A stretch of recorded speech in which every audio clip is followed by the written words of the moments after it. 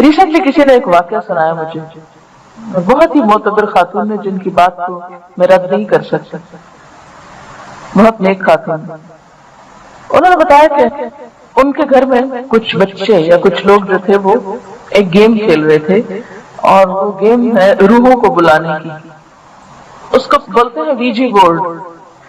اچھا، اس میں ہوتا کیا ہے، جیسے یہ شیشہ ہے تو اس پر رکھ کے تو ABCD اور 1 2 3 وغیرہ لکھ کے اور درمیان میں ایک سرکل بنا کے تو اس پہ گلاس الٹا کر کے رکھتے ہیں، اور پھر 2 3 لوگ جو ہیں وہ اپنا فنگر سے ٹچ کرتے ہیں اور پھر اس سے بات کرتے ہیں تو وہ گلاس موو کرنا شروع کر دیتا ہے.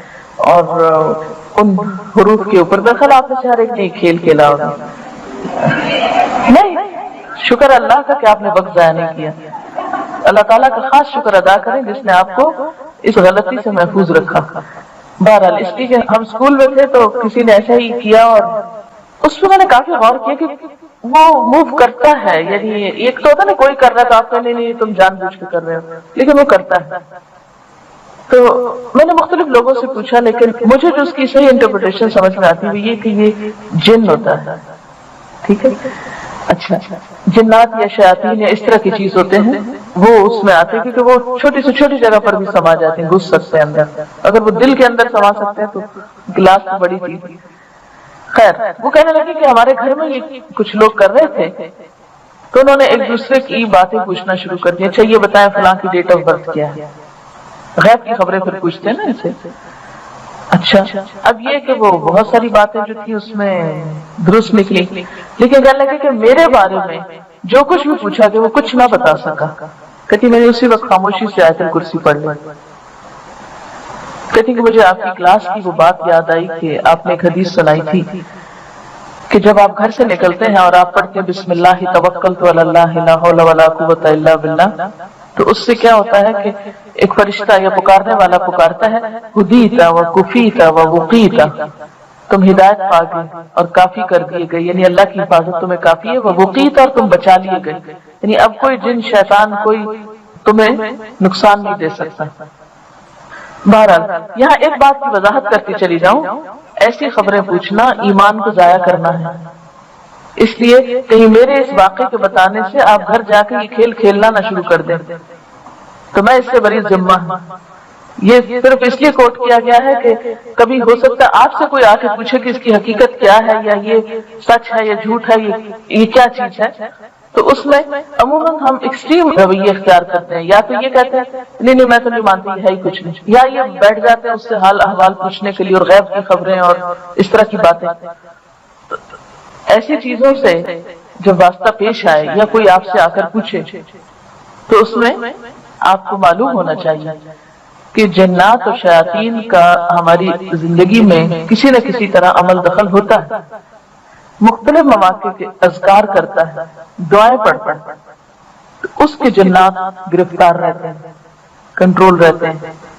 ان کا منہ نہیں کھلتا کہ وہ آپ کی کوئی بات کسی کو بتا سکے. انہوں نے مجھے بتایا کہ اس طرح بہت سی ایسی باتیں انہوں نے پوچھی اور اس کے اندر انہیں پتہ چلی کہ جو واقعی ہم لوگوں کو خود بھی بھولی ہوئی تھی اور ایک دوسرے کو یاد کرانے سے آئیں، لیکن ایک بات ان کے بارے میں وہ صحیح نہیں بتا سکا کیونکہ وہ اس کی انفارمیشن جو تھی وہ فیک تھی. اس واقعے کو کوٹ کرنے کا مقصد بھی یہی ہے کہ آپ کے دل میں یہ یقین بیٹھے، ایمان بیٹھے، اور اس سے پہلے بھی بیٹھنا چاہیے کہ یہ اللہ کا کلام ہے، اور یہ کلام بھی اس وقت زیادہ فائدہ دیتا ہے جب آپ کیا کرتے ہیں، یقین سے پڑھتے ہیں. مجھے اتنا افسوس اور دکھ ہوتا ہے کہ جب کوئی میرے پاس ایسا مسئلہ لے کے آتا ہے کہ انیوژل چیزیں ہو رہی ہیں تو انہوں نے کہتے ہیں آیت الکرسی پڑھو، آخری کل پڑھو، کہتے وہ بہت پڑھیں. میں کہتے بس پھر اس کے بعد میرے پاس علاج نہیں ہے، نہ میں آپ کو کوئی مشورہ دے سکتی ہوں. یہ کیسے ہو سکتا ہے کہ اللہ کا کلام جو اللہ کے رسول صلی اللہ علیہ وسلم نے بطور علاج بتایا وہ اثر نہ کرے؟ فرق ہے تو آپ کے اپنے یقین میں ہے. پورے یقین سے پڑھو اور پھر دیکھو کہ اثر ہوتا ہے یا نہیں ہوتا. تو بنیادی طور پر کلام میں فرق نہیں ہے، کلام میں کمی نہیں ہے. اللہ کا کلام ہر چیز سے بڑھ کر طاقتور ہے. لیکن شیطان ہمارے دل میں وسوسہ ڈالتا نہیں، اللہ کے کلام سے کچھ نہیں ہوتا، چلو کسی عامل کے پاس وہ تمہیں عمل کر کے دے اور کالا علم کر کے دے اور وہ بہت ماہر ہے اور ہر چیز کی کاٹ کر سکتا اور فلاں فلاں، اور لوگ بےچارے اپنے پیسے بھی لٹاتے ہیں، ایمان بھی لٹاتے ہیں اور زندگی بھی، وقت بھی ضائع کرتے ہیں اور طرح طرح سے خار ہوتے ہیں۔ اس لیے ان سب چیزوں کی حفاظت کے لیے، ایمان، مال، جان، ہر چیز کی حفاظت کے لیے یہ دین کافی ہے ہم کو، اگر ہم اس کو صحیح سمجھتے اور پورے ایمان کے ساتھ اس کو لینے والے ہوں اور ان چیزوں کی پابندی بھی کرنے والے ہوں۔ ٹھیک ہے نا؟ یہ پوچھتے کہ کیا غصے کے وقت بھی آیت الکرسی پڑھی جا سکتی ہے؟ بالکل پڑھی جا سکتی ہے۔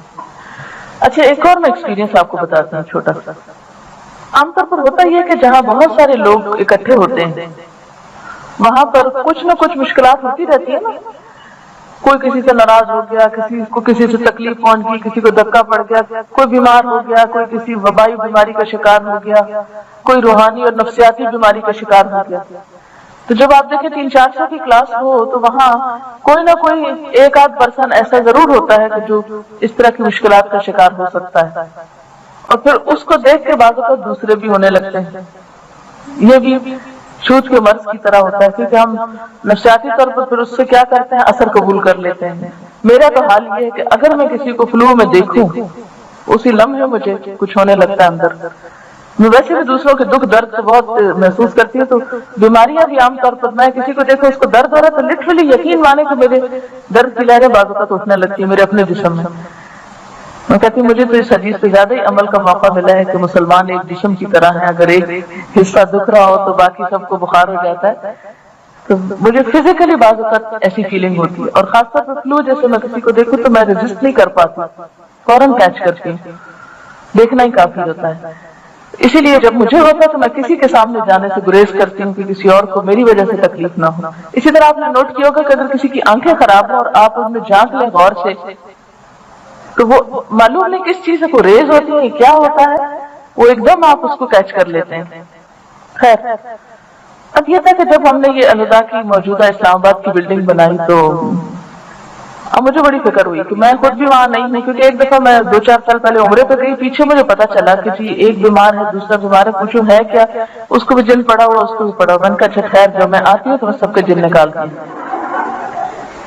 آپ بلیو می، جس دن میں پہنچی ہوں سب کے جن بھاگ گئے، سب ٹھیک ٹھاک بیٹھے۔ میں نے کہا کہ تم لوگ اپنے اندر ول پاور پیدا کرو، اللہ کا کلام پڑھو، پھر دیکھو کہ کون ٹکتا ہے اس کے آگے، اور پورے یقین کے ساتھ پڑھو۔ یہ نہیں کہ میری ذات میں کچھ کمال ہے، میں کچھ بھی نہیں، میں انتہائی کمزور چیز ہوں، لیکن یہ اللہ کا کلام ہے جو طاقت دیتا ہے آپ کو، مگر یقین سے پڑھو۔